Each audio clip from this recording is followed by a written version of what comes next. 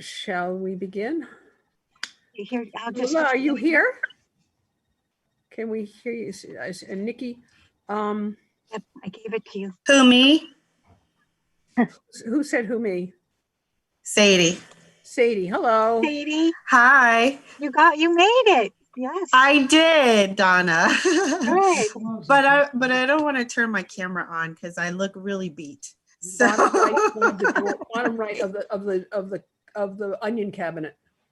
But we're very forgiving. We don't judge that. Some of us Yes. don't look so great either. I mean, it's the end of a long day, right? Oh my gosh, it has been a long day. Yeah. Before we get started, I just wanted to say that if any guests are here tonight, I don't think there are too many. I think I see maybe one or two. But if you are a guest, if you could put your name and your business name in the chat.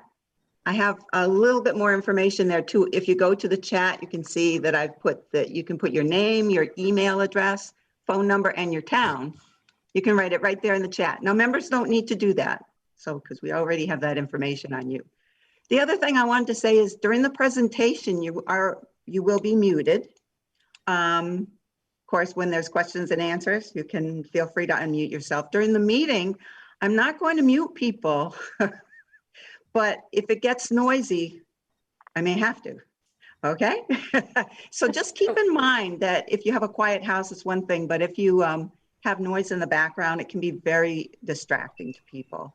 And if there's someone with you and you're having a side conversation, that can be distracting too. So we appreciate your help with this, but if you do end up getting muted, you can mute yourself. If you do end up being muted, you can easily unmute yourself. I believe that's the way that the Zoom is set up, that you can unmute yourself to talk. We don't want to keep people from talking though. That's for sure. Thanks. So, but along the lines of what Deb said, which is why I'm holding up my phone, is it's best to put those on mute. Oh yes. And any if you have other stuff around that might make noise. All right, switching to Zoom from live meetings is I didn't do a printed agenda, so because we do have the PowerPoint. But thank you everybody for coming. And as Deb said, we wanted turn off equipment, and when we have had, and I guess that's something I should know how to turn off here, and I didn't know how to do that. Let me. Shoot. I need to figure out how to turn off this noise on here. Anyway, why don't we go to the PowerPoint and then we'll be good. Okay. And because that'll welcome people and then I can speak from that. All right. But we have a lot of we have mostly members here so far, but we have a lot of first-time people. So welcome. Now, does the PowerPoint should just have the big slide? There we go. All right, and thank you, Donna, for putting this together and everybody for your input. So we welcome you, and the slide that we chose for the cover slide is one of the beautiful rooms at the Healing Garden. Pam, what is that room called? The garden room, the window room? Can you unmute yourself? Can you tell us? But it's where they have a lot of the garden room. The garden room. Thank you. And it's where they have a lot of discussions. And when we have had meetings there, the Afghans are removed, but we use several rooms, and that's one of the rooms that we use, and we like it. So thank you for coming. All right, let's go to the next slide. You want me to move those, Donna, or are you doing that? Or Deb? I'm doing it. Yeah. I think most people here know who we are. We do have business cards with the names of the 4 people who are part of the membership committee. Me, Donna, Deb, and Erin Boisvert. But if you think you're going to be somewheres where you might meet people and want to hand some cards out and have a way of introducing yourself that's different from just yourself and your business. Those are handy to have, and we'll be glad to get you some. All right, next slide. We have, as you may know, we have two Facebook pages. One of them, the one on the right, is seen by everybody, and the one on the left with the picture with the banner is the group page, and that is interactive, and you may add things at any time about yourself and your business, particularly, and it's a good thing to use for promotions or events that are coming up. And we've even printed something for Pam, because Pam's not on Facebook, but we gave her a boost last week. How many people here have posted something on that? Okay, and Deb, about how many people out of our 55 people in membership, how many people are on there? Do you know? Oh, gosh, I can look right now. Let me see. Try to call it up quick here. So we encourage you to sign up, and we can, Deb and I, if we've invited you once, we can't invite you multiple times. So It says we have 49. 25. We have 49 members, but some people have joined as themselves and as their business. So okay, so yes, you can do that. All right, next slide. The board of directors. I'm here, Deb's here, George is here, Barbara's here. Don is here. Linda, I think, is coming on the far right, and Cynthia Rushlow is our treasurer, and I don't expect her tonight. Next slide. And Marcy, there are a lot of people who volunteered but are not on the board. Marcy, who you've met. Terry, I think, Terry, you're here, right? I did see Terry, who did the graphic design for the booklet and has done some posters and stuff for us. Cindy is here and helps us a lot with writing. And Lisa, is Lisa here yet? But I think she's coming. And Kelly is our web designer. She didn't do the original website, but she's patching it up and working on it. But at the moment is on a 3-month maternity leave because she's just had her 3rd child. So yes, all good news. Okay, next. Some of the topics that we're going to be addressing this year, you've seen some of these before, but we want to point out that next month are financial lessons for women in business. And Renee Senes, where is Renee? I don't know if we can show it. There's Renee's picture. And Renee came to us first 20 or some odd years ago, where she was drafted as a speaker and was so great that we invited her back that year. And then she joined and has become a good friend of mine and of many people in the group. And you'll hear more from Renee tonight, but we want to connect for you both name, face, and next month's event. All right, and there's the Facebook link, and you probably are tired of seeing how to get hold of me and Deb. All right, for those of you who we didn't check in later, but we do have, hopefully you've all gotten, Barbara hasn't gotten it, Judy hasn't gotten it, the directory. That says directory, but it's our contact member list. It doesn't have as much information as our former directory. But it does have. I didn't get one. Oh, Deb didn't get one. Okay. With the mail so bad, some of these I'm just going to hand deliver at this point. So Deb, you and I can figure something out. But it now has social media contacts, website information for each person. And at the beginning,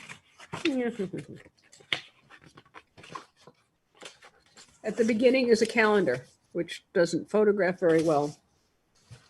But the calendar events for the remainder of the year are up there.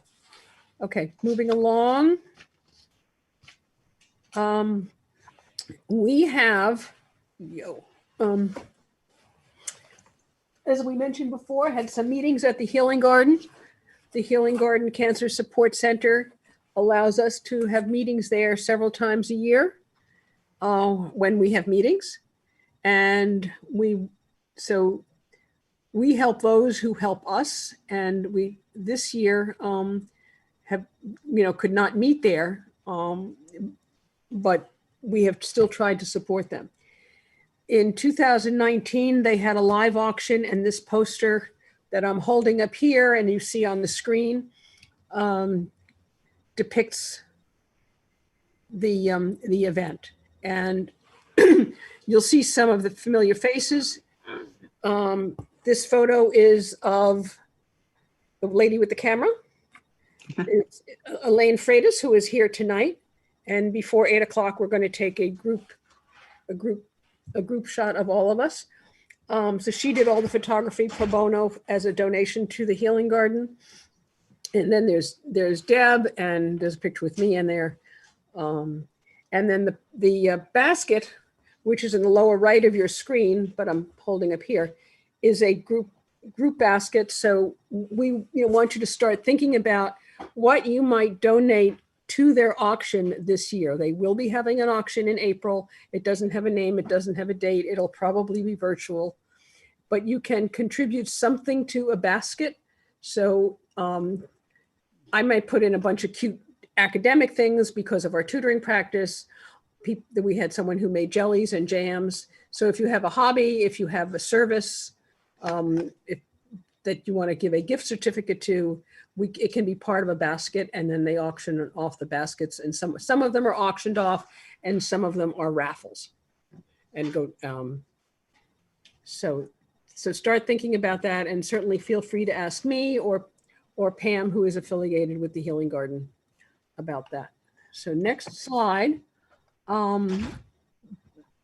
Late in December, Deb and I had a Zoom meeting with Margaret, Meg Koch, and Maddie Fadke, and passed on to them the checks that you had written as donations and things that,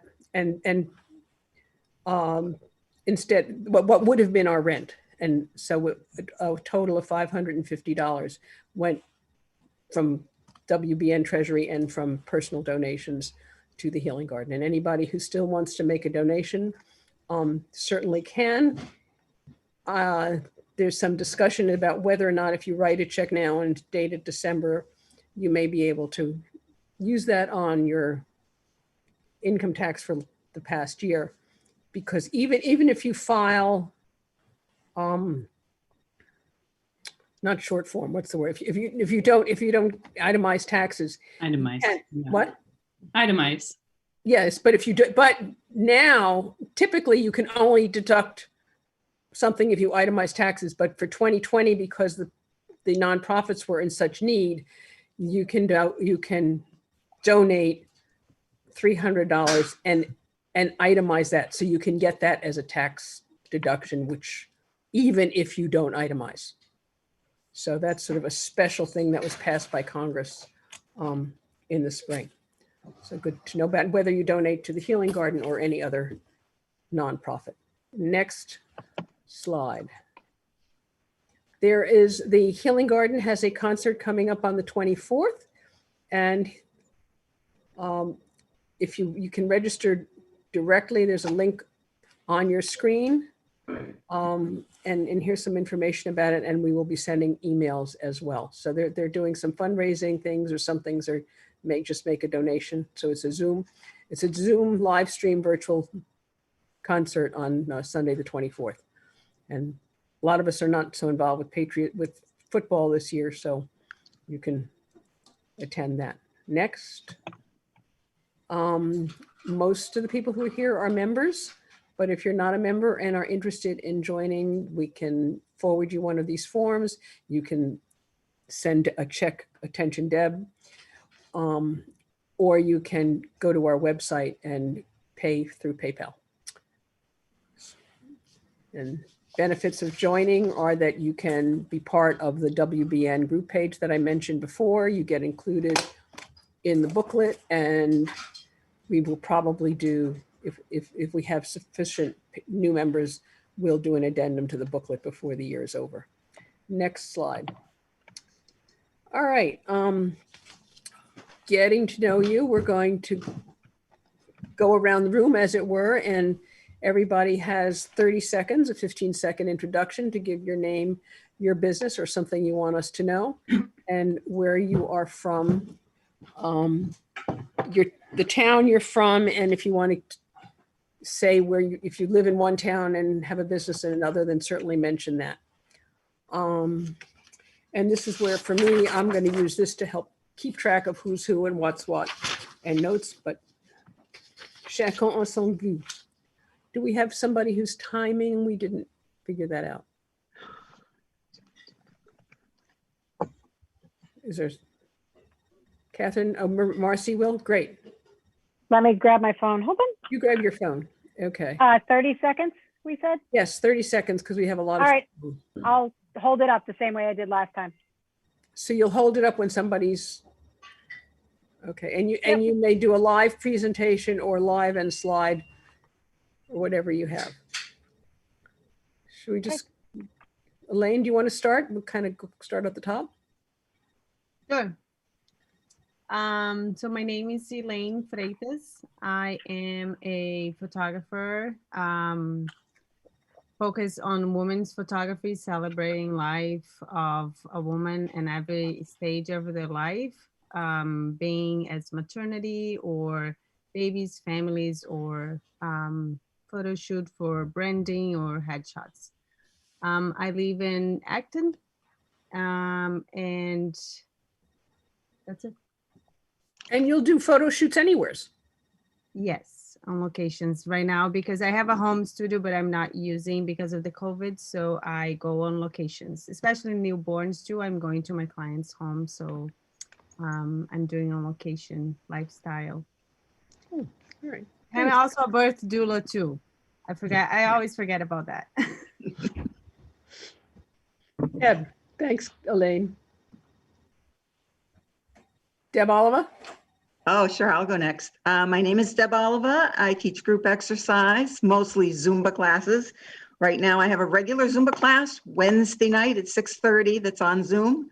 I also am really heavily getting into Zumba Gold, which is for senior citizens and actually anybody. It's really just a more gentle form of Zumba, a little less, just a little less energetic. But I have to say, this group of women that I started with in Bolton COA, oh my gosh, they are very active and they like to move. I tell you, it's amazing. And yeah, and I teach a live in-person class in Clinton at St. John's Gym. There's a very small group of us. We can't have any more than 9, so people have to sign up ahead of time. And I live in Harvard. Yeah, so you're all welcome to try any of my Zumba classes. Thank you. Ooh, I heard that. Is that Marcy? That's me. Cool. I'm trying Just found to a good find. way to do Good. that. Good. I could hear it. That's great. Who's next? Georgia, I'm going. The one- Oh, okay. It may not look the same to everybody, Joan. I That's know. the thing. Yeah, so I'll call Okay, out. yeah. Okay. Georgia Adamson, my business is a successful career. I'm based in Marlborough, but my clients are senior managers and executives all over the place, potentially even internationally if that's where they happen to be, because I don't see anybody in person. I've been virtual for years. And right now I'm just getting ready to have a brand new website done by a lady very familiar with my industry, careers industry. And I don't know if you can see this. No, it's not going to show up very well. Well, anyway, Successful career. I can read it. yeah, this is my brand new logo that's going to be on that and everything else. It's a path and it says under a successful career, your winning path to career success. So I'm excited. Great. And that's it pretty much.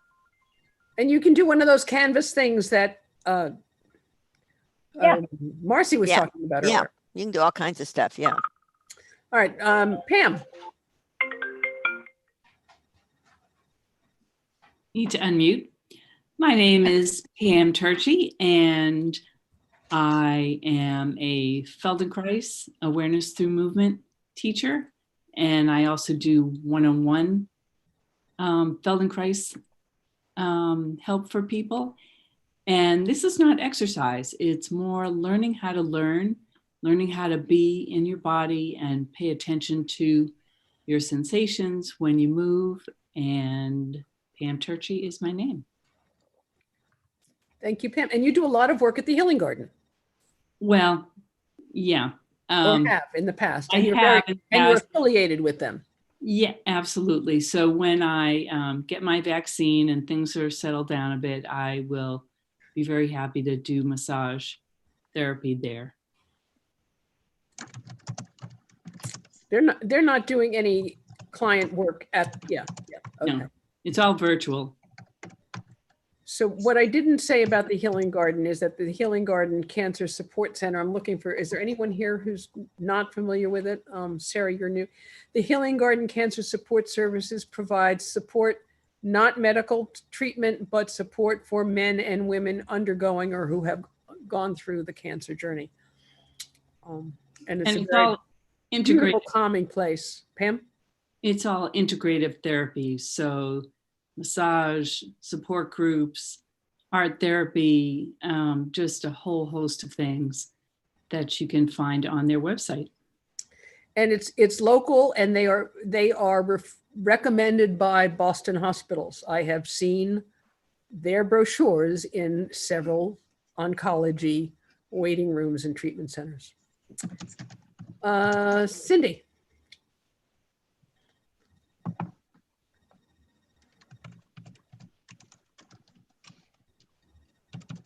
Cindy King? Can't Should we- hear you. Is she should we come typing? back? Are you typing it? Shall we Can't come hear back? you. Yeah, I would come back to her. All right, Terry. Terry Quatmosh, our graphic designer. Hi everyone, Terry Quatamarsh. I'm a graphic designer and my business is Scooter Design out of Chelmsford. And I specialize in print design, logo design, and branding. And I wanted to thank everyone for their feedback on Facebook when I asked the question about possible topics for articles. So thank you all for your feedback. It was really helpful. Are you still interested in feedback for those of us who didn't get around to it then? Always, yeah. Or somebody come, you come up with an idea when you're not trying to. Right, yeah, there's no deadline. Anytime is great. Thank you. And thank you for your work on the booklet. It was fabulous. You're welcome. And on the Neshoba Neighbors logo, which we'll be hearing about. Barbara. Barbara Hirsch? Hello, I was muted. I have Yes. a crazy puppy running around. So if you see me get up here and there, I'm trying to keep him out of trouble. I'm an interior designer. I have my own business, Elza B Design, based in Concord, and I live in Acton. And she has a magnificent website. Thank you. Renee. Hello, everyone. Renee Senis, Senis and Schwalik Financial Advisors and Divorce Financial Sense, LLC. All manner of financial planning from saving for college, saving for retirement, retirement income distribution, and planning, unfortunately, on getting divorced. This is the time of year for small business owners to think about setting up a retirement plan. Do you have a retirement plan for your business? If not, give me a call. Renee Senis, Senis and Schwalik Financial Advisors, and Divorce Financial Sense, LLC. Nice job. No, that was good.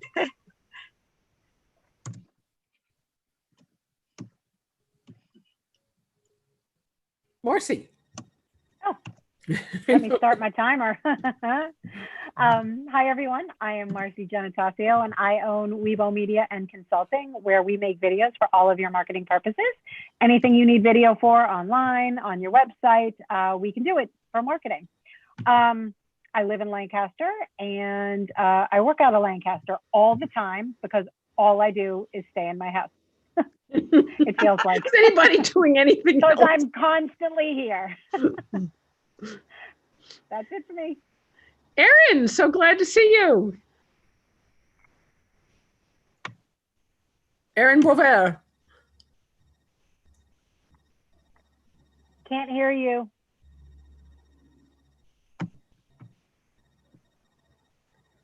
Erin? It looks like she's working on it. Okay. Still can't hear you. We'll go to Jeanette and we'll come back. Erin, Erin and Cindy, when you think you've got yourself figured out, raise your hand and we'll come back. Cindy's figured out. Cindy, let's go to Cindy. Cindy, good. Hi there. I got off my phone and just went with computer audio. Figured that might work. So I'm Cindy King with King Wordsmith. I edit and format dissertations and theses with college students, as well as book manuscripts and personal histories. I also write resumes and cover letters, but everything except what Georgia does. So I don't do the executives or the upper management, do the other ones. And then I also transcribe verbatim transcripts for interviews, presentations, and law enforcement internal affairs investigations. And also sometimes when there's been a murder or something like that, I transcribe phone conversations and all sorts of things. So it's very interesting. Very cool. All right. Erin, are you figured out yet? Let me see. Erin, speak? No. Still can't hear you. We'll come back to Erin. All right. Before we move on, did I say that the Boston, no, this is Bolton. The Bolton cable group is videotaping our group, and it is not going out public, but it is available for us to use. And if there's some piece, like your own piece, that you would like to get a copy of, we will try and get that for you. If you don't want to be recorded or included in anything, let us know. I mean, is there anyone here who does not want their stuff included? Then raise your hand, because we're very sensitive about what is and is not included, and very much appreciate the support we have gotten from that video group this year. All right, who is next? Deb Barnes? Okay. Hi, everybody. I'm Deb Barnes. I live in Maynard, and I have a sewing business. It's called the Satin Butterfly. And I do everything from alterations and tailoring and custom making to flip covers, pillows, cushions, drapes, curtains, and t-shirt quilts, all kinds of special projects. I'll take on just about anything. And I've been updating my equipment. I got a new serger. I got a new industrial machine. So I'm ready to go with heavy fabrics as well. And I've been sewing since I was like 8 years old, and I still love to sew. And you do a great job. Thank you. All right, Catherine. Thank you. Haven't seen you since this afternoon. I know, yeah. Hi, everybody. I'm Catherine Fow. I live in Bolton, and I'm working on a group called Neshoba Neighbors, which is a nonprofit. And the goal of our organization is to help older adults stay in their homes, make choices when it comes to aging, and create a community of older adults in Bolton, Berlin, and Lancaster. And yes, our logo is finally complete and approved, and I'm very excited. Terry created the logo for us, so you did a great job.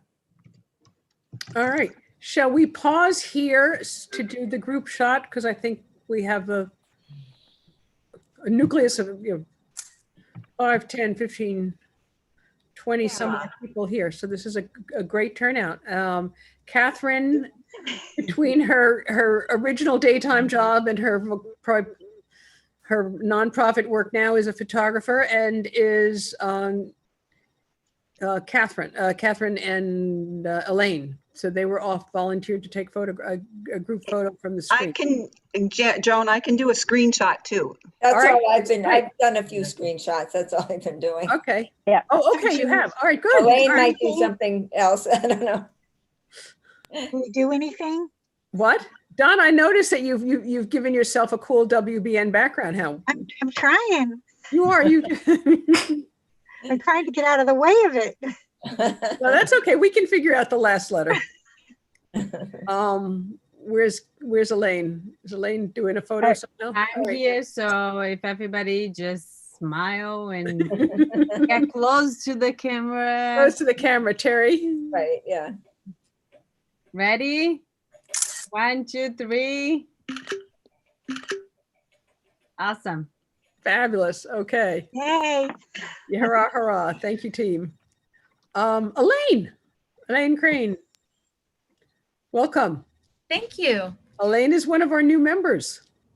I am. I live in West Boylston and I run an opera company, a not-for-profit opera company out of my house.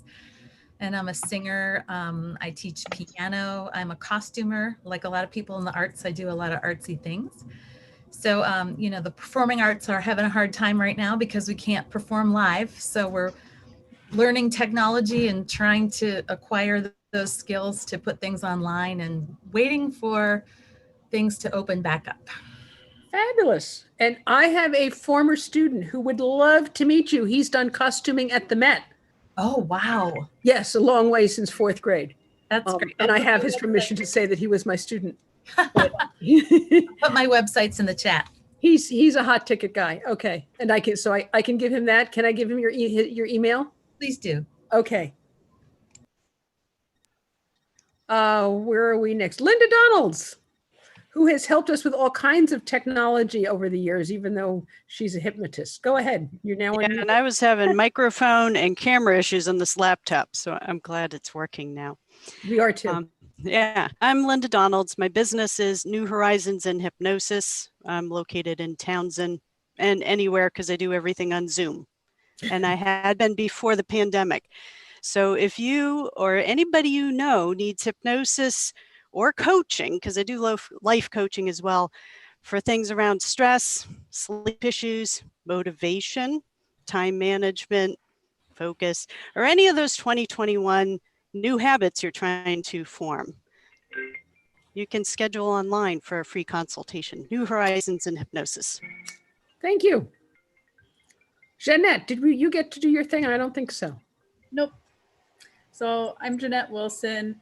I'm the co-owner of Pro Auto Advisors, and basically we consult to help people buy cars. So whether you don't know what you want to buy, or if you're having trouble finding a specific car you want to buy, or you have any specific questions, we do custom services as well, and dealer negotiation, things like that.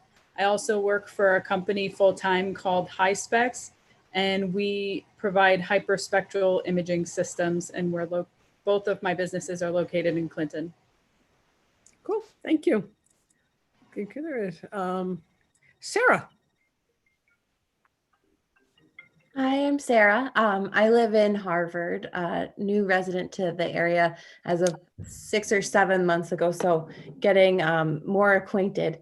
I'm a yoga teacher, and I have private clients currently who are kids, but I also teach adults, and taught through the month of October outdoors through 5 Sparks, which is an arts collaborative here in Harvard.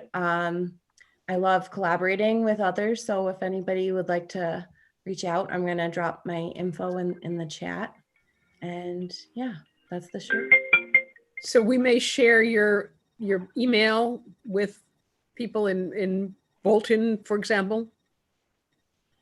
You broke up, but you can share my email. That's all I heard.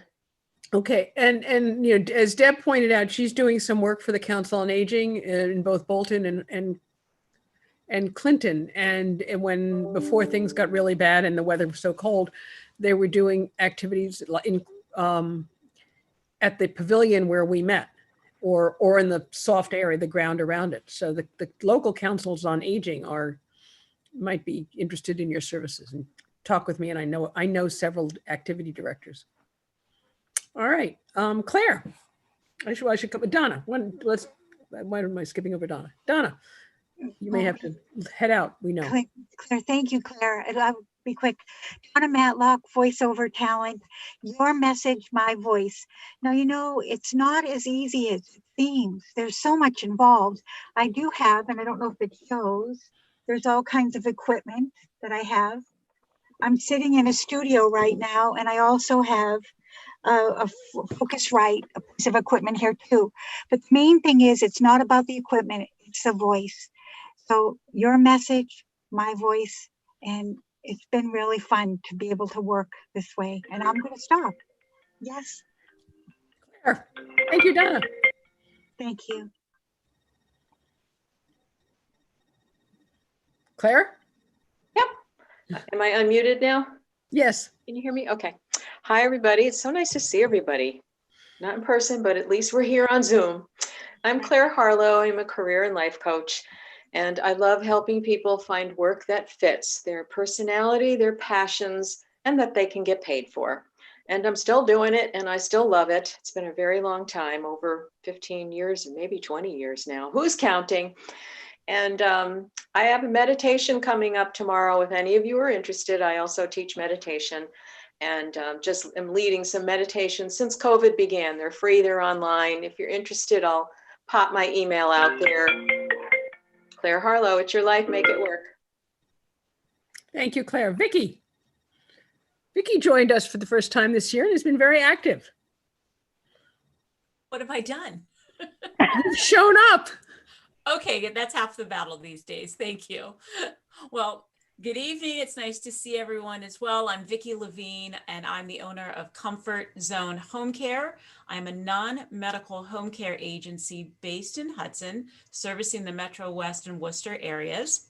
Did I say that I live in Hudson? I live in Hudson, but I'm sometimes downstairs and sometimes I'm upstairs. It's quite a commute. But yeah, I provide caregivers to help those that need supportive services. So we're here in the community, here when you need us, Comfort Zone Home Care. Thank you. Erin. Are you aboard? I can't hear you, Erin. No, skip her. Skip okay, you. we'll come back. Do you want to, Erin, do you want to put your stuff in the chat? Can you hear us, Erin? Can you nod your head? Are you there? Yeah. Do you Put want your to put information stuff in the chat? in the chat? If the microphone's not working? Or do you want to call? Okay. The other thing I did with a friend who's in a nursing facility is somebody can call you or you can call one of us and we can broadcast it that way. So you've got my cell, or I can then give me a call, or I can repeat what my number is. Where are we? Who is Sadie? Are you still here, Sadie? I am. You're so active. I do what I can. Hello, everyone. I am Sadie Maruska, and I am an equity, inclusion, diversity consultant and coach, and I work with entrepreneurs and small businesses to cultivate cultures of equity and inclusion. I am getting ready to, which I will post in the group, offer some business audits so that I have 3 tiers. One is basic, where I just look at your presence online. The other one is I look at your presence online as well as your policies and procedures. And the third is I do all of that other stuff, but I also offer a certain number of months of coaching. So it'd be 3 months of coaching. So that's me, Sidrola Maruska, Sadie. Thank you. Thank you. Where are we? Anyone who hasn't had a chance? Might be me. And Deb, do you have the slideshow, or should we go to the next? Liz Hawks has Oh, Liz Liz is Hawks. here, but we just don't see her. Liz, are you here? Hello, Liz. And we also, Nikki. Hello. Hi, Liz. Go ahead, Liz. Hi. Yeah, you can't see me because I'm driving in the car right now to New Hampshire, but I'm not driving, so I'm riding. Okay. So I'm Liz Hawks, and I'm the owner of Windows by Liz, which is a custom drapery workroom located in Harvard, in my home. And at Windows by Liz, we design, create, and install one-of-a-kind window treatments for your home or office. I work with both interior designers and homeowners, and I provide a wide range of fabrics and hardware and everything else you need to bring beautiful window treatments to your home. Liz Hawks, Windows by Liz. Thank you. Thank you, Liz. And Liz, for a number of years, hosted our holiday party, and we got to see her workspace, and it's fabulous. And she did a pillow for us, and I certainly can testify to her work. The pillow matches our couch, so it wasn't random. Nikki is here from Bolton Access TV. Would you like to kick in here? Tell us what you're doing and how you're helping us and other people in the community, or whatever.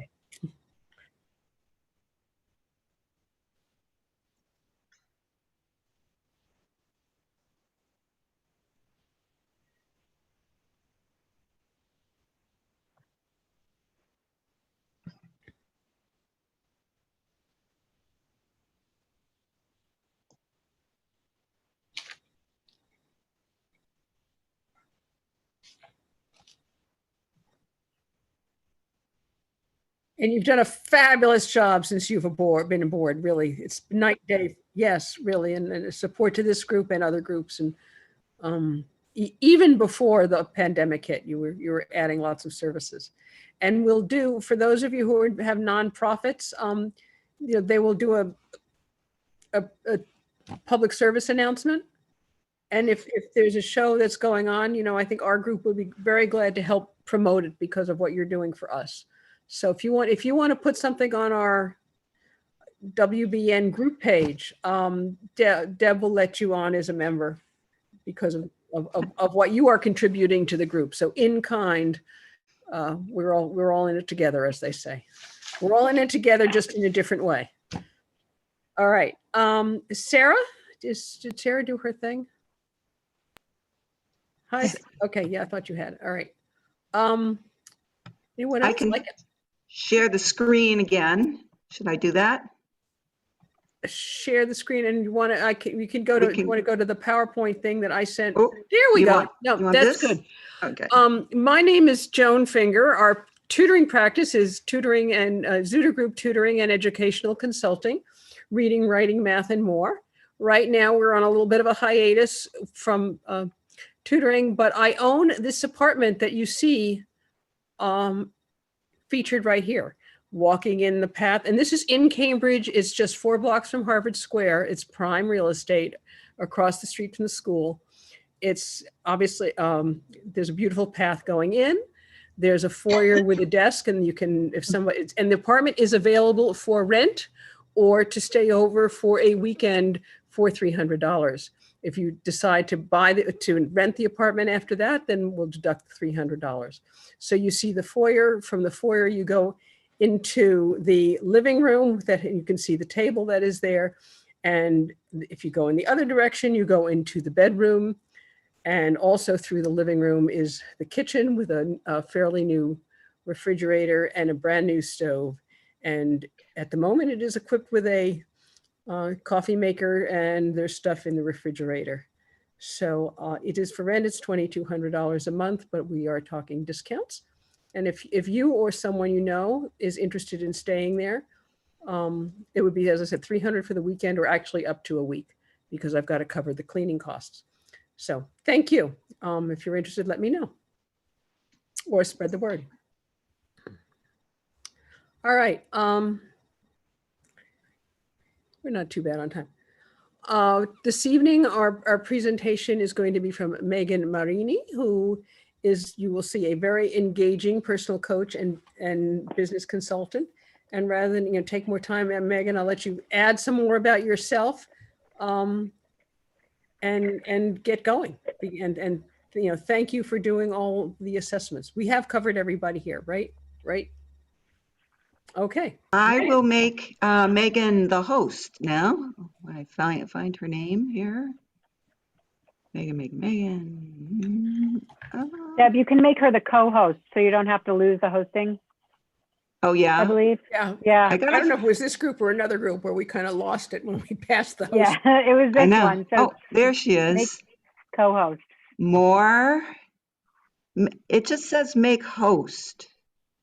It doesn't say make co-host. No. I trust Megan will pass the hosting responsibilities back to Yeah, her.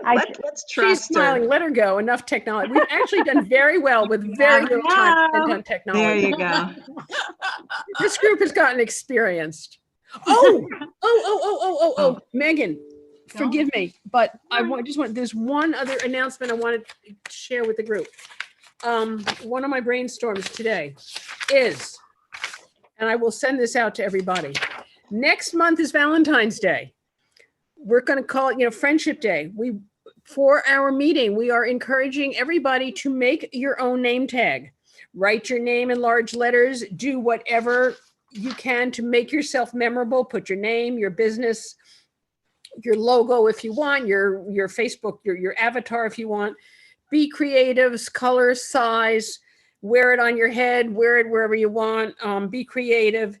It's, do something about branding. We just want to do something fun and have a way to remember each other.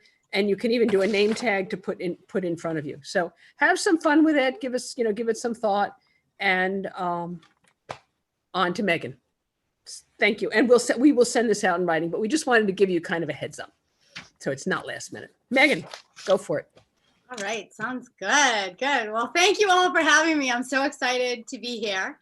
This is about my bedtime, so hopefully, I'm jazzed up. But Megan, if you want to spotlight yourself, since you're the host, you can go ahead and spotlight yourself. And yeah, I definitely do. Let me see if I can figure that out. How tech savvy.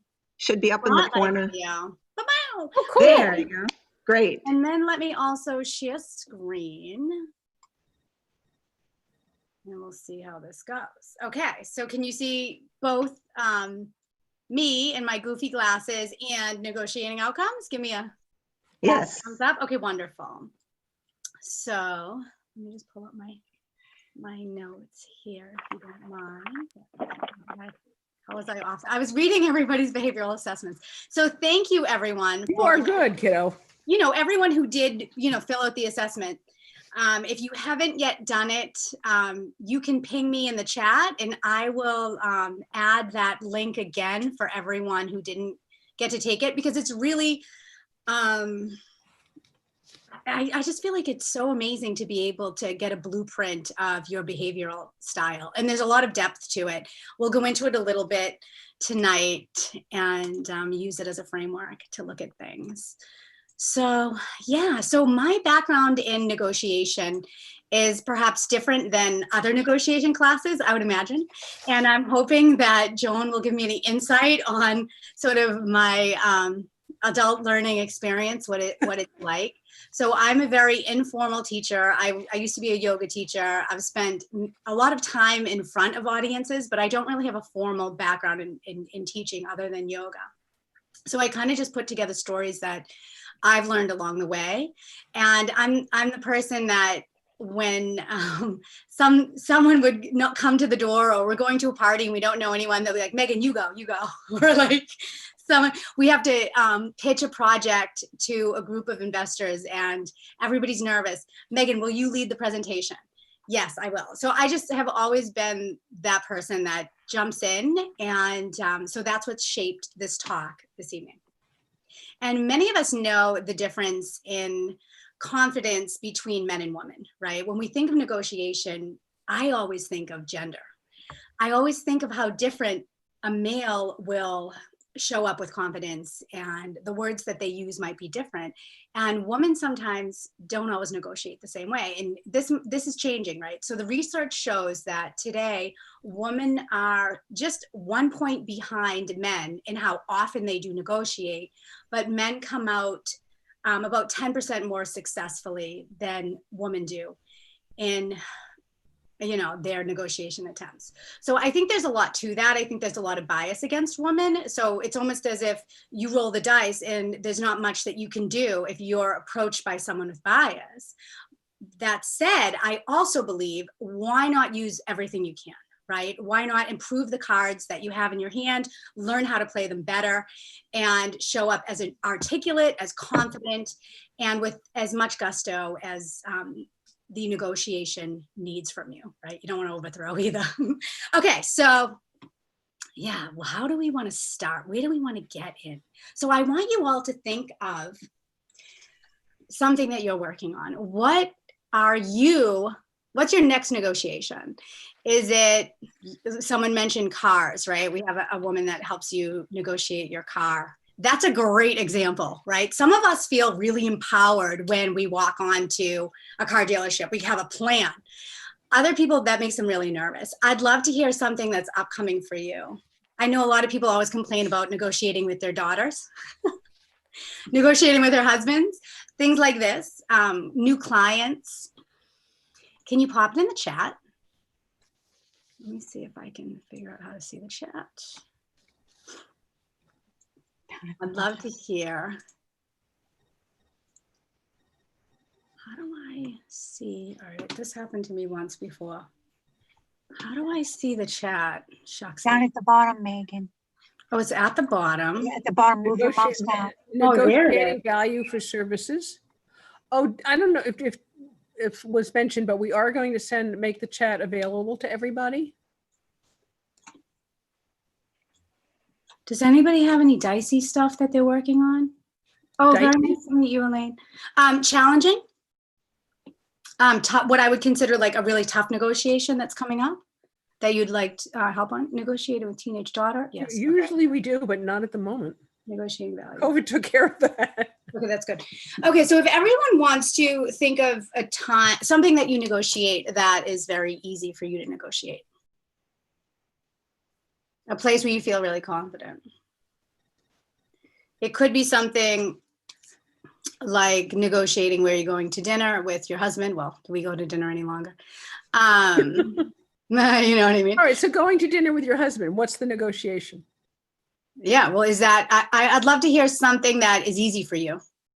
Because what we want to do is extract some of the things that are easy for you in that, and then import that into when you're challenged. Because oftentimes what we do is the places where it's easy for us to negotiate. What are we going to have for dinner?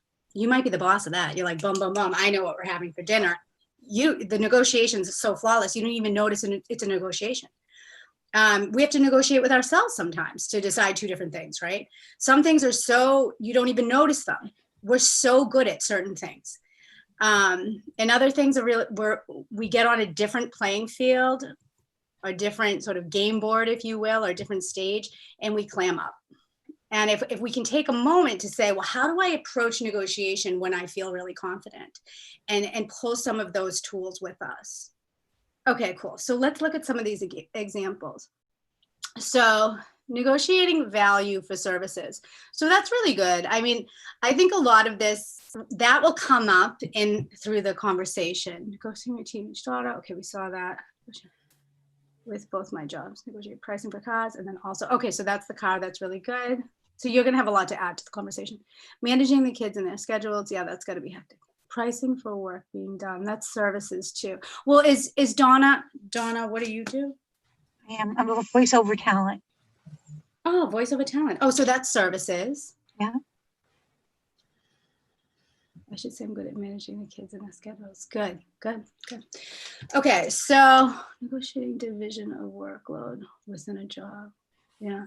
So I think the way we want to think about this is when we're challenged, certain parts of the brain actually shut off when we're really stressed out. And that's the crux of how I want to shape the talk tonight. And looking at how power dynamics can shift in a conversation, and how you can use power dynamics to your advantage. And really tapping into the body. I love the Feldenkrais stuff. I love that you guys have your meetings at somewhere that's holistic and that is working with more of when we're not meeting at the Catholic Church. Very cool as well. I come from a long line of priests and nuns. So yeah, I love it. I love this stuff. And really being dropped into your body and kind of mentally clear is the most keen skill that you can have, because you can think creatively as well as think strategically. And as soon as we get nervous and tense, that's when we lock ourselves out of this. Deciding on what, or where to walk, or where to eat with the restaurant again. Okay, so Claire, that's a challenge for you, or that's a really easy thing for you to do? Deciding on what books to read, is that really challenging, or that must be easy, right? Oh yeah, easy. Okay, good. Yeah, the easy stuff. Yeah, that's easy. That's almost, it's like you just go right into it, right? So an example I like to think of is someone that is very dear to you is in the hospital. And you are their perhaps proxy, or you're the person that's really going to be influencing the outcome. And you're going to walk in and you're going to say, listen, I found out this, and this. I have 3 different doctors that have given me this advice. And, you know, you've done all the background, all the research, and you're 100% sure that you're going to figure out the best thing for whoever the person is. Say it's your daughter. You're 100% sure that you'll do that. And that gives you a certain amount of playing power just in and of itself. What happens when we get into a state like that is we get really clear. And this is a technique used in sales as well. There's no emotionality. There's no drama. There's no story. There's so much confidence that you're going to find a way. You're like, I'm going to sit here and I'll wait for the doctor on staff, and I'm not leaving until I get the right answer. And the person on the receiving end is so sure that you are going to get your way that they usually let you have your way. So that's one of those cases that hopefully we don't have to deal with, but when you do, you have a certain amount of clarity. So I want us to think about that a little bit as we move forward. Okay, so this is John F. Kennedy, who I love. Let us never negotiate out of fear, but let us never fear to negotiate. And tonight, we're not going to talk too much about if you are negotiating out of fear. Most of my experience has been in the business world with people who were very different. So whether it was an older gentleman, someone in a position of power, and we didn't have a lot of playing power. I'm pitching a project, an innovative project that has no legs yet. We have no backing, we have no money, but we have this really great idea. And boom, by the end of the meeting, we have $30,000. So things like this, where we have basically, logically, we would have no idea what they need, but you can always figure out possibilities, what your opponent might need, right? So I'm first going to start with, well, I guess I'll tell you just a little bit about me. So I'm a total goofball, and this talk is, there's a lot of really juicy stuff in here that I hope I can get through it. So I am going a little fast, but yeah, I'm kind of a unique bird. I'm Italian Irish. I'm way out in Quincy, so I'm super far from you guys. Didn't even snow today. And I'm one of the co-founders of the Boston Businesswoman. You might know that group. We have 28,000 women in the group now. And I had a marketing company for 8 years, and now I do coaching. And I do body talk with the coaching. So we work through childhood trauma, things that are holding us back from living our best self. It's really amazing work, and I consider myself sort of a humble miracle maker. So I feel really lucky about that. I love that photo of you, by the way. Oh, thanks. Look at that microphone. That's like such a perfect survival in 2020 stuff. Oh, that mic? The whole mic thing? in the kitchen, or, you know, whether it was real or just posed. Yeah, no, that was real. That was real. That was the mayor's office in Boston. The mayor's office in Boston. Yeah, and I was talking about, I think, embodiment in sales, which is sort of the crux or the underpinning of this talk, which is basically like really being embodied is one of the greatest ways that you can navigate what I call a dicey conversation, where the stakes are high, you don't have a lot of information to go on, and how you present the information that you have, which hopefully I do great for you all tonight, is what sells it. And they're like, wow, what is this? I got to get behind you. You know, that type of capability. So we'll talk a little bit about behavioral science, and the 3 pieces of the talk that are unique to me are the poise, power, and then play. I studied a little improv in college in Colorado, and I believe that being improvisational is one of your greatest abilities in negotiation, to be able to pivot on your toe, to really sense the room. It's the same if you're playing poker. You know, you might not know what your husband's thinking, but you should be trying to figure it out if you want to thwart the outcome, right? And we know how to do this stuff. We just don't always use it when we need it. So I'd love for you to pull out a notebook if you don't already have one, because some of the stuff I'm going to go through pretty quick, and I won't have time to unpack it all. But if you also could open up your behavioral profile, if you did receive that today, that'd be great. And I'm going to start with what not to do. And there are some interesting comments or questions in the chat. I'm going to highlight Barbara Hirsch, negotiating difficult passive aggressive clients. And she wrote, even if I am strong and firm, it is exhausting, as I am an honest, kind, and sensitive person. Barbara Hirsch is an individualist. Yeah. Okay, so I mean, I'll be totally honest with you. I worked with a woman this morning on this, and boundaries are a very important thing. And having really strong boundaries are going to serve you well.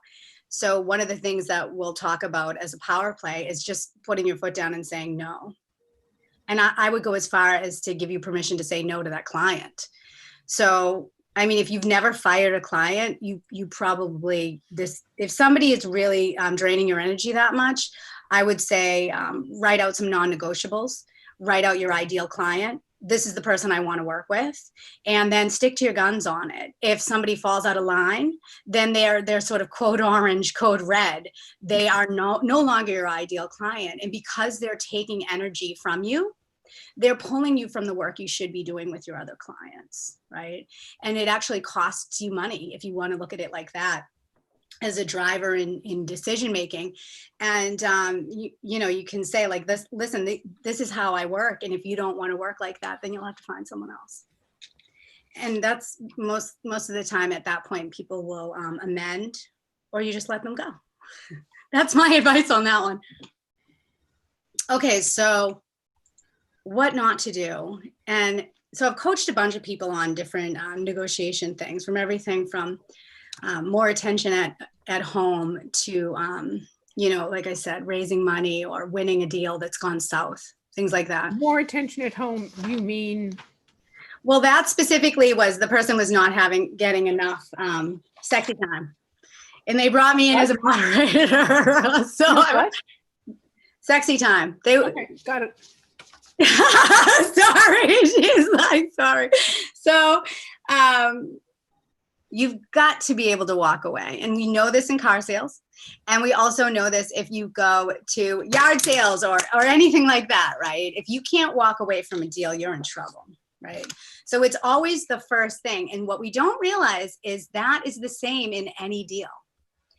I've worked with a lot of people that this is what I have to have. I have to have all of these things. And the problem with that is you'll end up giving up something that's important to you at the end of the deal. A woman I worked with was trying to stay in the same corporate building. The rent had raised, and she needed to stay close to the train station. She's like, I don't want to move, but I'm having a really difficult time with the landlord. And she wouldn't give up any of her non-negotiables. She was like, I don't want to change my rent. I don't want to move. And I don't want to work with this guy. And I'm like, well, you have to work with the guy because he's the landlord. And we have to figure out what you're willing to give up. So being overly attached, it can really screw you up, right? You miss something and you might give up the wrong thing. And the other thing is, I always say, like, you don't want to look sweaty. You don't want to show up and be clingy. And usually that has to do with our ego and our over attachment to achieving something. So if we have to be right at every turn, that's a really difficult approach if you're there to negotiate, because you don't want to leave right. You want to leave with the win that you came for, right? And ideally both sides have a win-win at the end. So failing to research or understand the opposing side. So when I think of research, I think of it as in two ways. One is the hard research, right? If it's commercial real estate, you know the market, you know the neighborhood, you know the agent, you know that there was a poor PR campaign 8 months ago, whatever, you've done your homework. But then there's also the what ifs. And we know that there's always like the black swan or the unknowns in every conversation, every relationship. So taking a moment to what could the other person want to find out or want out of this that they're not saying. And I've found that being a little bit of a detective, taking a little time to sort of ruminate around what might be is really helpful. So you're not hit with a surprise during the conversation. And then you can think of empathy as well and understanding. So let's see, where's my little, I need to research the other side. So Harvard negotiations course, or Harvard's course on negotiations, sorry, teaches us to use tactical empathy. And basically the whole idea is that when we're thinking about who we're negotiating with, we understand their needs, their interests, and what it is they're after without having to agree. You can be like, I'm in a total opposition, but I understand your side. And we're not looking for them to like us or sympathize in any way, which I think can be tough sometimes because we're looking to make this empathetic alliance, right? Where we're like, oh, we're friends. But what we want to do when we go into negotiation is almost turn off that desire to be liked, much like the attachment to winning. And as you know, it's like such a psychological, subtle thing. As soon as you stop wanting to be liked, you're so much more likable. Right? Isn't that wild? It's the same with business. It's like if we walk in and we're like, oh, I hope they like us. No, as soon as you start the negotiation, you turn it off and you turn on the business. And I think that is, something that, yeah, anyways, that's all I'll say. Okay, so not knowing what you want to achieve, the third one.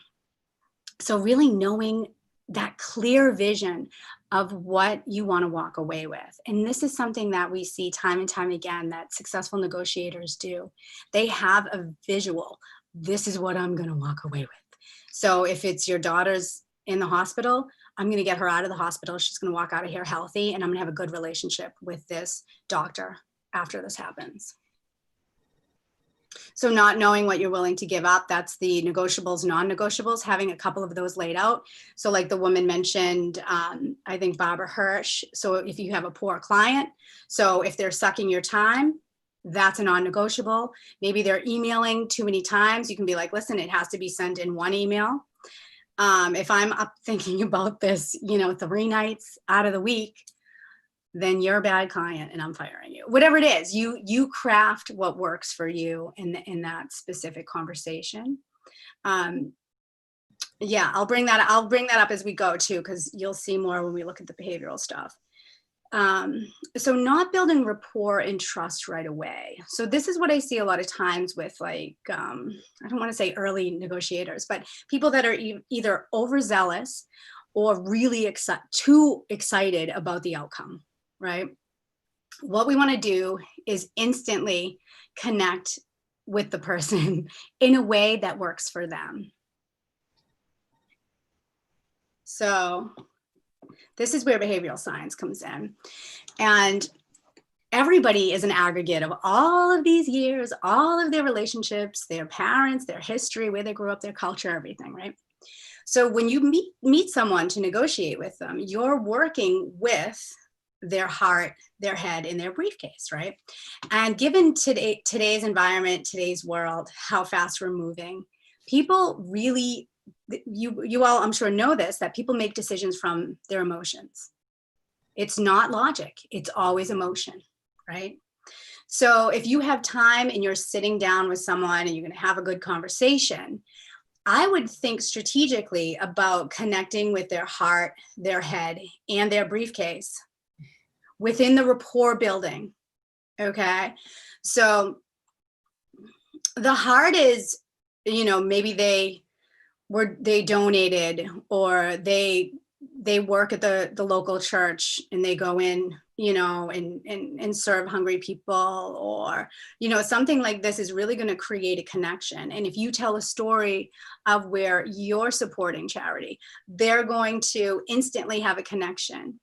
Or if you talk about your daughter, you share something personal about yourself, they're going to have a way to connect with you, right? It's pretty simple. The head is the behavioral drive, which we'll talk about here in a moment. It's the hard stuff that does not change. It's pretty much baked in from the time you're 21. Okay, you can change a little bit, but like the cognitive ability is, yeah, it's pretty baked in. It's how fast you learn and how much you can retain. And the behavioral drive is you're driven, wherever you're driven to be is what you want to be working on and what you want as a reward. Okay, so we'll look at your profiles after, but this is a nice way, even if you don't know the person quite well, you can figure out pretty quickly what they're after if you're looking for it. And then maybe you're going to mention some of the credentials that you bring to the table. So you sort of check that logic box within their brain. Okay, boom, she's got what it takes to talk about this, you know, and just giving back that example on the clients that are maybe taking too much. This might be something where you're like, listen, what I've done for you is this, this, and this. I've brought in this much ROI, and I've improved your product line or whatever it is that you're working on. And it's not fair. Okay. So the drivers of behavior, and I'm sorry, it's a little fuzzy. I can't get good graphics from this company. So it's Predictive Index, and I'm a rep of theirs. I'm not really selling the software. I just use it in my coaching now. I have a team that I work with, if any companies like 50 employees plus, but it's really fantastic to see. It's almost like a personal blueprint of an individual, and it's great for our own self-awareness. So basically what we're looking at here is dominance, extroversion, patience, and formality. And A, B, C, D are what we call factors. And this is taken from, this was launched in Harvard about 65 years ago, and over 35 million people have taken this work. So it's heavily validated, and it's used in a lot of large organizations to predict outcomes with different behavioral styles. And there's 19 different styles altogether. And these 4 factors are unique to each person. So your dominance factor, so you can look at your profile now. And if your A is close to the center, this is the center line. This is high, and this is low. Okay, I'll do that again. This is the center of all of the lines. And then if you're high in dominance, you'd be up here. And if you're low in dominance, there. I think we had someone who's probably the adapter, Marcy, is probably pretty close to the center. So dominance is, you know, maybe that word would be changed if it wasn't 65 years old, this work came from. But dominance is someone's need to assert themselves. So someone who is highly dominant, so way up here, is going to be very independent. You're going to hear their voice in the meeting. They want their ideas taken, and they'll go to bat for their ideas. In other words, they'll argue their ideas, right? They're not conflict averse. Someone who's more collaborative, they're going to have a lower dominance, right? The A is going to be lower here. And they're going to show up to a meeting, and they might not share their ideas the entire meeting. They're much more tuned in to what's happening with others. Okay. So they want to make sure that, you know, Samantha shared her idea, or, you know, Tomas or someone, what are you thinking? I haven't heard anything from you. You guys seem to be in a disagreement. I want to work it out with you, right? So that's going to be someone that's lower on the A. Now, the reason why we want to really know where we sit on this is, if you could imagine negotiating, someone who's highly collaborative is negotiating with someone who's highly independent. This person's really going to be pushing their ideas forward. And the driver, remember, the driver is also what you need. So if you're highly collaborative, you're looking to create connection at every turn. And that other person might be looking to have their ideas picked up and appreciated. So all you'd have to say if you were the collaborator is, you've got some really, really great ideas, Tomas. I love them. And you fuel what they need and what they're looking for. And then they relax a little bit, right? If you're very driven with your ideas, highly independent, highly dominant, and you can tone it down a little, you'll work better with someone who's lower on the A, with a collaborative person. So the extroversion factor, the B, and you'll see where your B falls, right? If you're high B, you're highly sociable.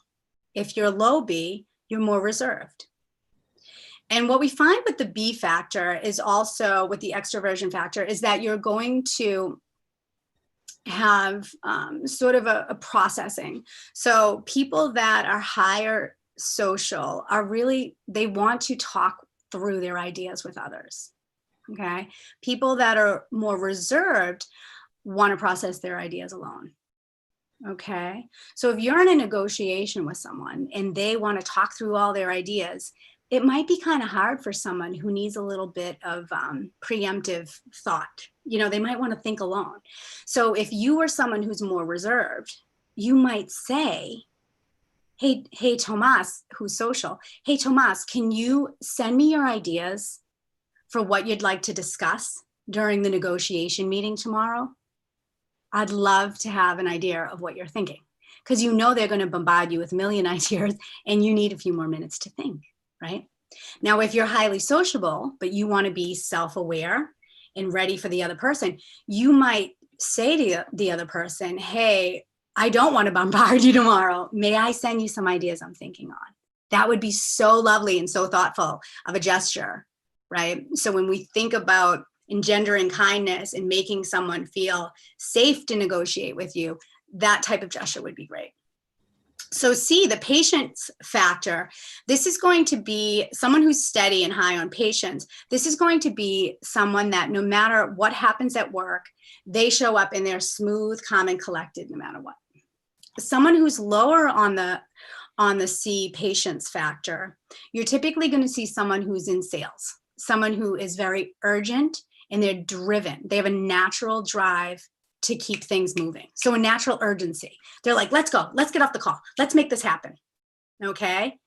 So you can see how if somebody's steady, they're going to be, they maybe like consistency. They don't always like consistency, but they usually like things to be kind of steady and planned out.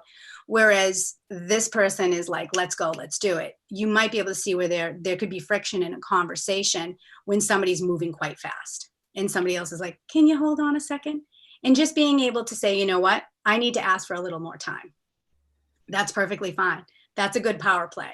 You bring the power back when you ask for what you need. And then last is formality. Formality, if you find someone who's high on D, they are going to be someone who writes the rules and regulations. They know how business is run. This is how we do things around here. And they might have a hard time with someone who's a little more flexible, who might say, oh, that was a rule? Oh, I thought that was a mere suggestion. So, yeah. So I hope that's helpful to see a bit of your own profile and where you fall, because I'd love for you to think a little bit about your natural skills. So we all fall somewhere on these factors, right? And what we do is when we're stressed out, or when things are happening fast, we lean heavily on our strongest factor. And that's what the other person does. So if you have opposing factors, there can be natural friction. So that self-awareness will be really helpful. So wherever your A, B, C, D, wherever the furthest one away is from the center, and sometimes there can be two that look kind of very similar, so that can happen. But if you have like a really high B or a really low C, that whichever one is the furthest away from the middle, that's your strongest factor. Do you guys have any? Do you all have any questions on this before we move forward? The question I have, and maybe is one you're getting to, on the response form that we got, it says the strengths, the categories, and then it says needs some whatever. and I don't know what the needs some means. Is that? Yeah, so Okay. tell me I what don't the know what need, needs some means. yeah, tell me Who what, needs what? which factor, well, tell me what it says in your needs. Oh, actually, like, let me see, I could probably pull yours up.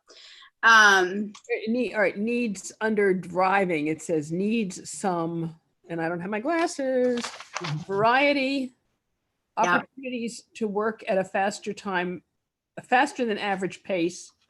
Okay, so low C. Mobility. What? Yep. So you probably have a low C there that it's talking about. It probably doesn't even direct it right back. It's just more paragraph. Right? What does the needs mean? Yeah. So say if you're working on a team, say someone's managing you, right? It's really nice to know what the person you manage needs. So the way that it works in employee engagement and behavioral science at work, organizational psychology, is basically what we usually do, or what a very natural way to show up is it's flawed. We go with the golden rule, right? Treat others how you'd like to be treated, right? This is the golden rule. It's beautiful spirituality wise, like I'm a very spiritual person, but it doesn't work in negotiation or in organizational development because the other person very likely needs something very different than you need. So this self-awareness is a finer tuning where we say, I'm not going to assume anything. I'm going to sit down with this person and see what subtle body language I can pick up, what language they use, so I can mirror back to them and give them what they need. If this person keeps asking a lot of questions, maybe they're high D and they need more of the formula. They need more of the formality. And I might not be good at that. I might not have that. So I might say, hey, because I didn't know I might not know walking in, I might prepare as if, what if they do need formality and I don't have it? I might bring, this is how things might look. I brought you this printout so you can read it later, right? So you give them what they need. Or if you don't have it, you can send it later, come up with a solution for them. So the needs some for us looking at this is what we need from someone else. Mm-hmm. Yeah. So you can ask, you can ask your husband, hey, we're here a lot more together now. I need variety. I need, maybe Tuesday I'm going to take a Zoom class. Wednesday I'm going to take a yoga class. Monday I want a martini. Tuesday, I want a rocks. I want it on the rocks. So variety in your work, variety in conversations. Joan, you probably need to talk to a lot of different people. You don't want to talk to the same people every day. Things like that will nurture you and feed you. Megan, can I ask a question? Of course, yeah. Okay. When I love assessments because I use them too. So I love doing these things. Now, when I responded I do a lot with the DISC personal profile. Oh, yeah. I responded with my work hat on as I'm dealing with clients.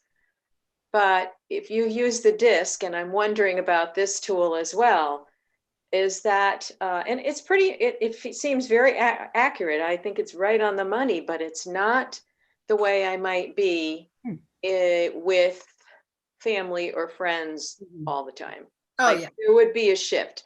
So I'm wondering how this tool works for that. Mm-hmm. Well, there are some folks that lean heavily on this lens for personal relationships. And I don't as much. I think of it more as I mentioned before, my background in negotiation has been a lot of business stuff and negotiating with,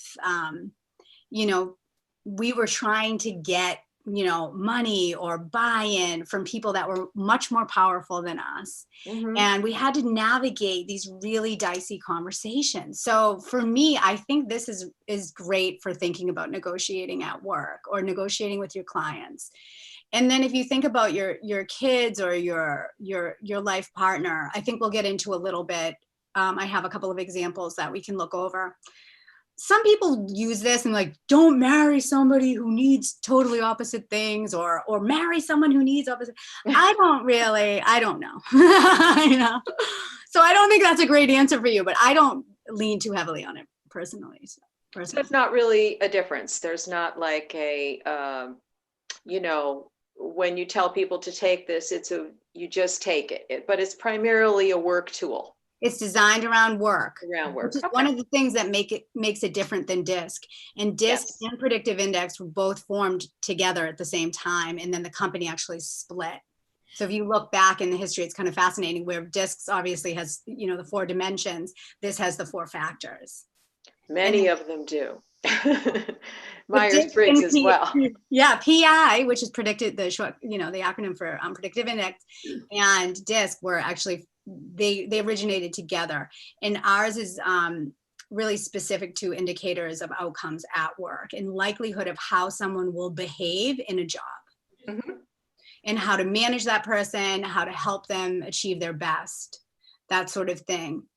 So I like it as a lens to think about, you know, both the self-awareness, like this is what I need in the conversation, Mm-hmm. and then also understanding how you can help the other person have what they need. Right. Yeah. I think DISC does a good job of that as well. It's just a different tool. They're all, you know, slightly different. Yeah. Great. Thanks. Good. Yeah. Thanks for your question. Okay, let's see. Hopefully we answer other ones as we go here. Let's see. Okay, so poise. So poise is really the way I think about it, and I'm sure you all have an idea of what poise is, right? I think of poise as almost your posture, the amount of space you take up in a room, you know, the subtle confidence that you bring to the table.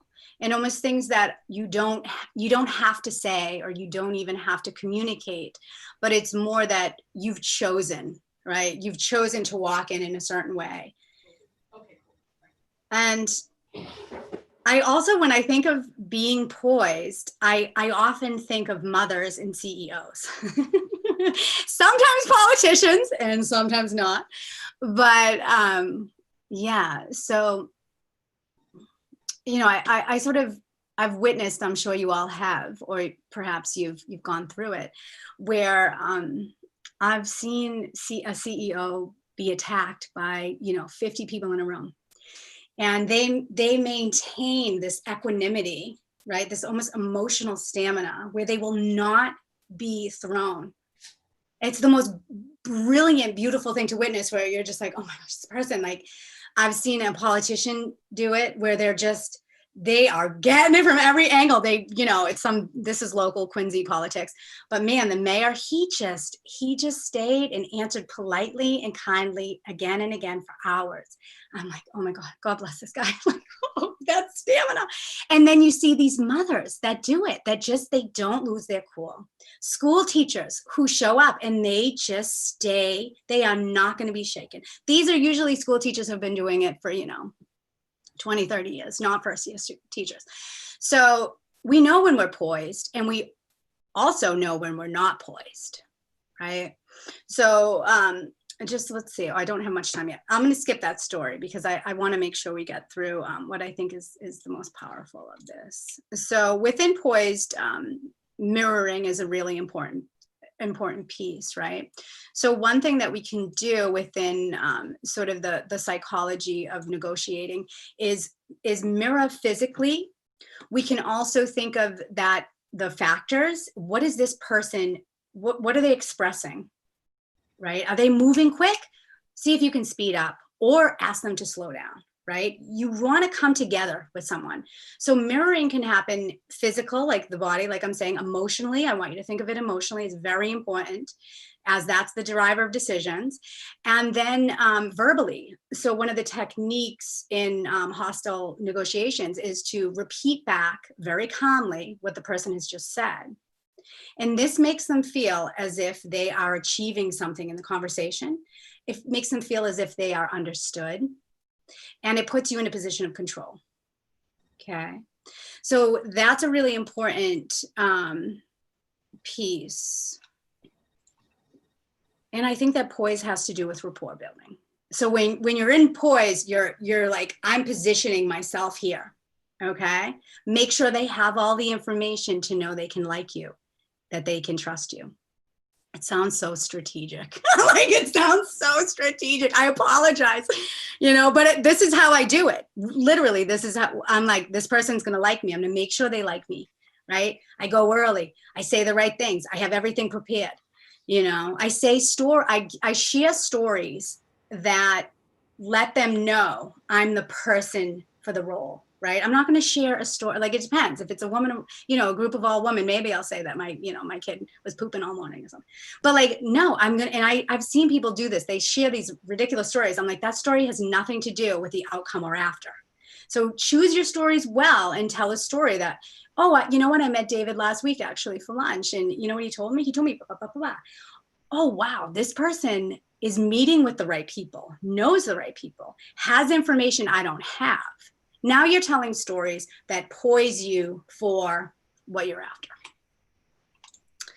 Okay, so let's see. Do we have time for this exercise?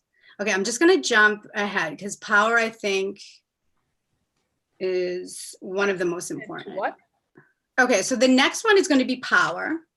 Okay, so let me just move this. Okay, power. So my theory is to get power, you give it up. Okay, so everybody loves to win. Everyone loves to be smart. One of the key things that I see people make as a mistake is showing how smart you are. And this is really tough for a successful woman because we've worked our whole lives to prove to the world how intelligent, how well versed we are in whatever it is you're talking about. If you're meeting about that commercial real estate, you have all the facts dialed, but you do not want to outthink your opponent because it makes them feel bad, right?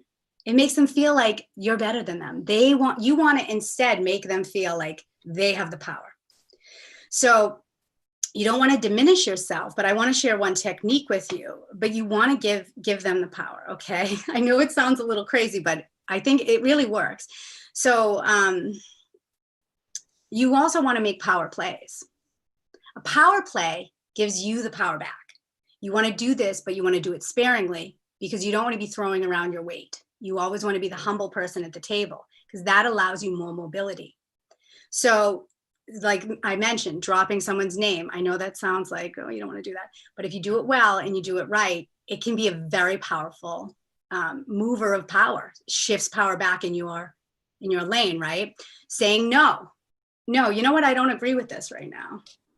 Ooh, all you need is one line sometimes, and you can shift everyone's perception, whether you're negotiating to a group or one person, which is very different. But you can change everyone's perception of you in one sentence if you say the right thing, right? A statement that lets them know that you know something that they don't, that puts you in power. Letting them know you have skills to do whatever it is that you need to do. In essence, you just show them you have something, right? And this is something you do sparingly. So I want to share an example of how you might give them the power. And this is from Chris Voss, who's he's kind of everywhere when it comes to negotiations with this like New York accent. He's hilarious. So say this commercial building is up for sale. It's at 100% capacity, okay? And the two agents sit down, the buyers and the sellers. And the one that's buying is like, something's gonna be wrong with this building. Why is it at 100% capacity, but the guy's selling? It makes no sense. So he's like, I could come right out and say, why are you selling this? But whenever we say why, we are pushing the person back and making them feel defensive. Why did you wear that red dress? Why did you come to this event? The person feels like, oh my God. You instantly feel like you want to get out of that conversation or you have to defend yourself. What gives you more open-endedness and it doesn't elicit such a defensive response? So you could say, what's making the seller sell this property right now? Okay. But even better than that, your golden ticket is something like this. It seems to me that the seller is selling this cash cow because of a disbelief in the market in the future of the building. Now, this statement is incorrect. The selling agent goes, no, that's not right. my seller's got a couple buildings underwater. He needs to move it. He needs the money. Now, this is information that should not be shared. It should not be shared to the buyer because it makes the seller look hungry. But because he was able to correct him, people love to come in and correct. Oh, no, no, no, I know the answer. So what you do by asking a question that makes you look like you don't know something allows the other person to correct you. Okay. So anytime you can do that, again, you're giving up your power to gain it. Okay. And then the only other piece in power is being really delicate in having difficult conversation. So going in and having the difficult conversation, such as, you know, what can we do about selling? Why are you selling this? Ultimately, finding that information out. And a lot of times we try to sort of blip over the difficult things, but that pulls your power back if you have the guts, you know, to go in and ask. If we have time, we don't. We only have a few minutes left. I wanted to talk a little piece on gender and gender bias if you are approached with that. But you can always reach out to me. I'm happy to hop on a call. The last one is play, which is very important because what we've been looking at so far is very logic-based, very important. But as we know, being in the moment is not really a logical thing. Emotion is not logic. And your ability to think creatively is not logic. So that's back to the poise. How do you feel, right? So now you've been in a negotiation for 45 minutes, say, with someone, and you want to stay deeply embodied so that you can access your creative. So you're being in the flow or in the zone, all that stuff is being balanced with your right brain and your left brain. So your logic and your creative is active. So I just want to do one quick exercise and then we have 2 minutes. So use it wisely. So I want you to think about either your client or someone that you serve, right? Bob Dylan says we all got to serve someone.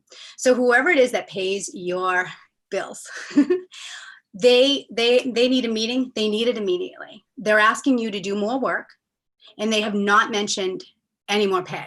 And you're already overworked. You have more stress at home. I want you to think of the first way you respond. How do you respond to that? Without thinking about even what you learned tonight. And you can drop it in the chat if you want, or you can just make a note in your notes if you've got a piece of paper there. Or you want people to do it privately? It doesn't have to be private.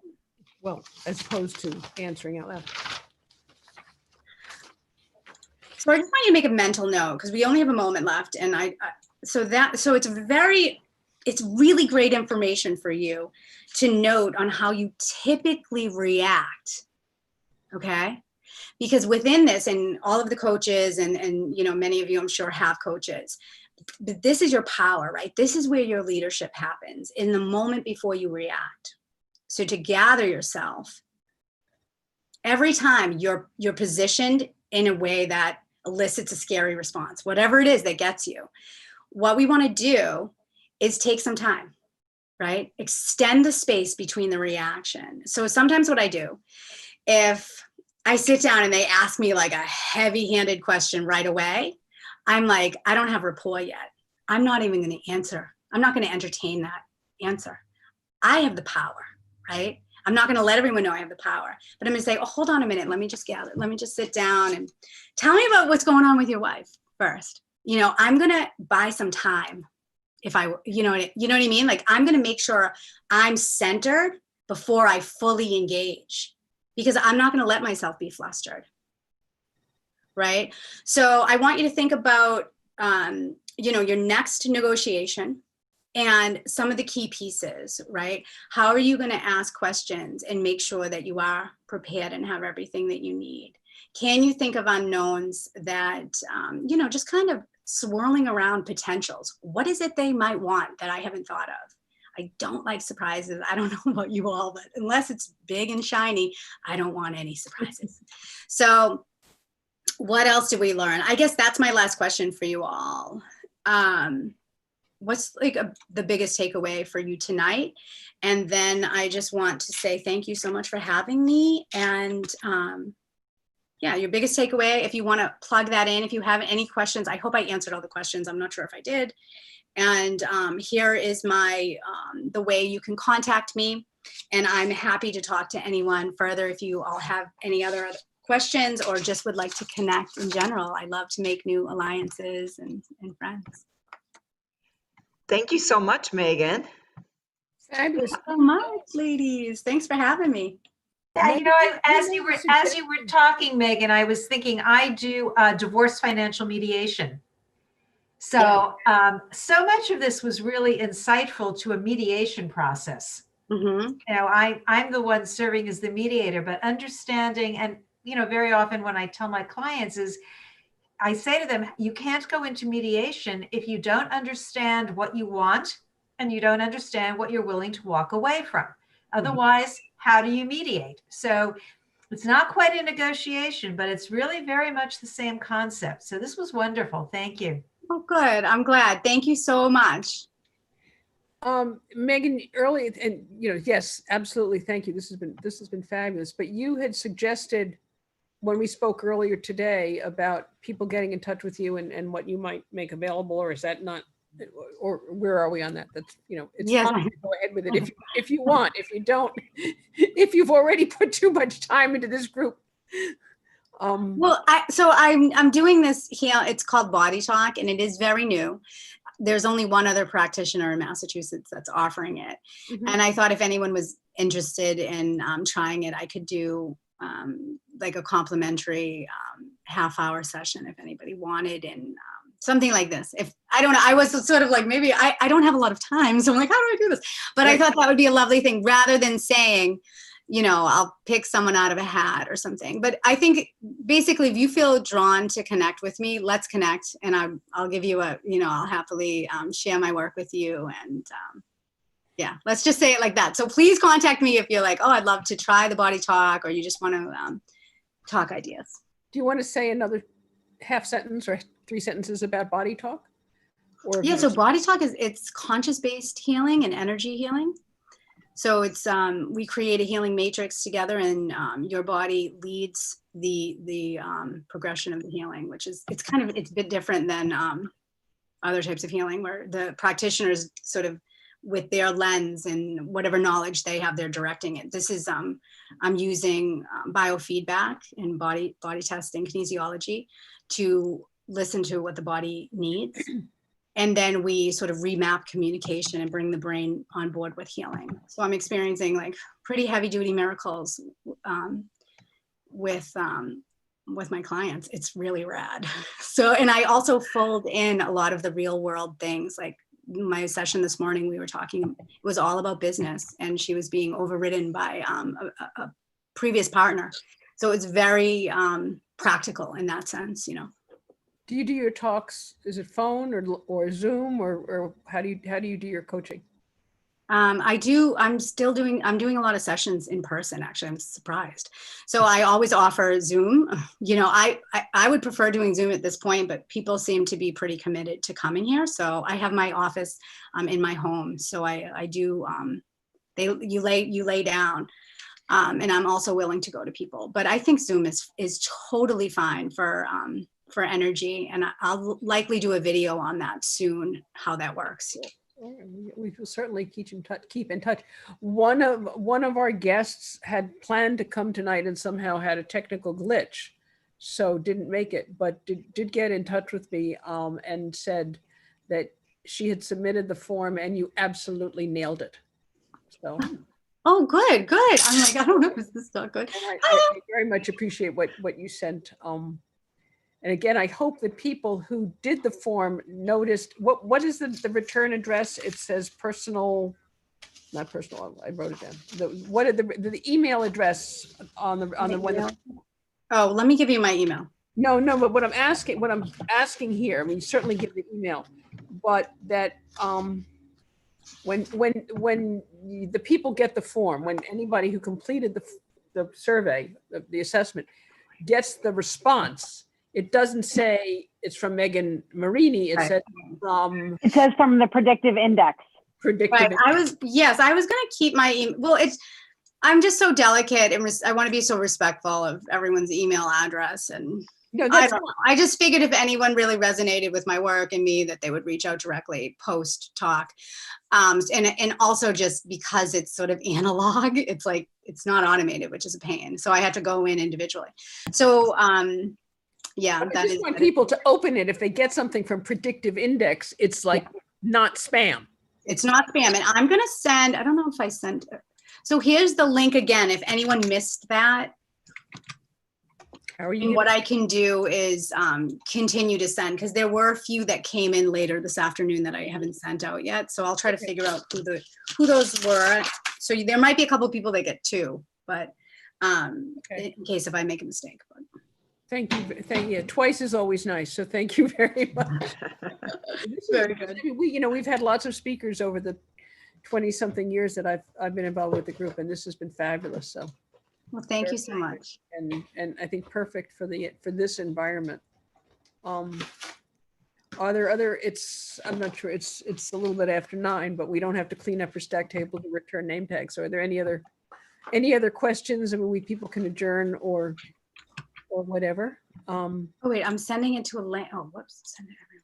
Oh, I'm sending it only to Elaine. Okay, here comes the assessment from me. Sorry. The other thing I want to remind people, and if you would like to come to the next meeting or any of our meetings this year, we've got the calendar. It's the second Thursday of the month. We'd love to have you come, but reminding people, and I'm holding up this little magnetic heart that someone made for me a while ago, but think about your name tag for the next month as a way of hopping on and doing something different. And if any of you have ideas about something we can do to jazz things up and get to know each other better, please let me know, or let Deb know, or let Donna know, or put it on the group page. And you could do something like Marcy does, where she's got her logo in the background, something like that with your name on it. That would be awesome too. Hey, go for it. Go for it. So do that another month. Yeah, we can do, you can do both. You can do name tag, you can do that. Let's let Megan in on the group page. Okay. So that you can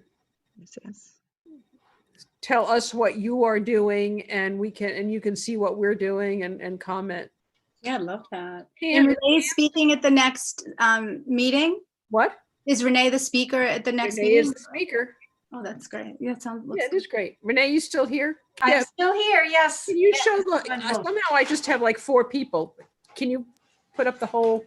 And I've got the. Oh, why don't I take off Megan's screen? You can make me the host, Megan. Okay, yeah, let me do that. Just stop screen sharing. Oh yeah, I'm so sorry. No, that's fine. We listen, Megan and Deb, and I don't know if Donna's still aboard, but this group, this evening's meeting has had less technical difficulties than any other meeting since August that I've been part of. So congratulations to everybody on that. We're getting better. Should I make Deb? Am I making Deb the host? Deb.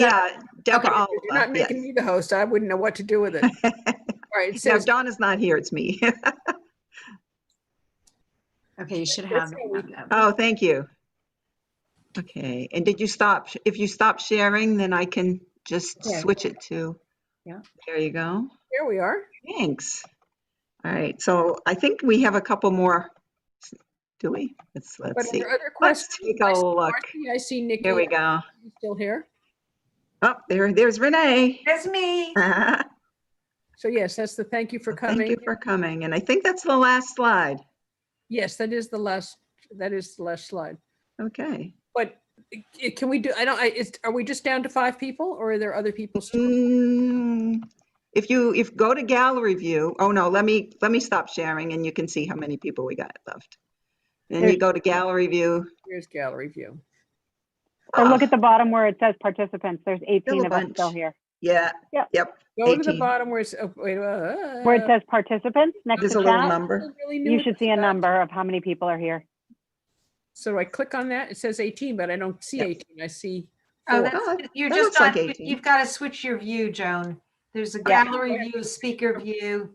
Right hand corner, upper corner, where it says view. Click on that. Gallery view. That's Gallery what- view. Yeah, gallery view. Thank you. Sorry to be such a novice. Well, that was great. Do you have anything else to say, Joan, I think, or do we adjourn? I'm saving the chat, so I have it. Saving the chat. Yes. The video, will not be broadcast on Bolton Access TV. It's available. We will make it available to members and to those who attended or meant to attend that we know. We're not putting it out there anyplace in public. Nikki, do you have any comments about that or timelines or how we're going to go about that?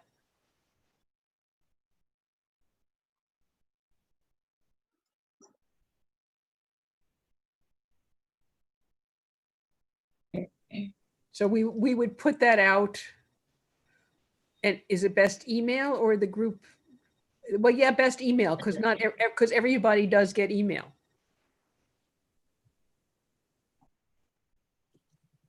And Deb, and yeah, I want to be sure that we're not overloading Donna with extra stuff to do because she's got so many other stuff on her plate. Not that anybody's sitting here doing nothing. What's your rough timeline? So just so people know what to expect, when to expect something. Oh my gosh. Well, are you doing the whole thing or are you editing any part of it or what? Because I didn't.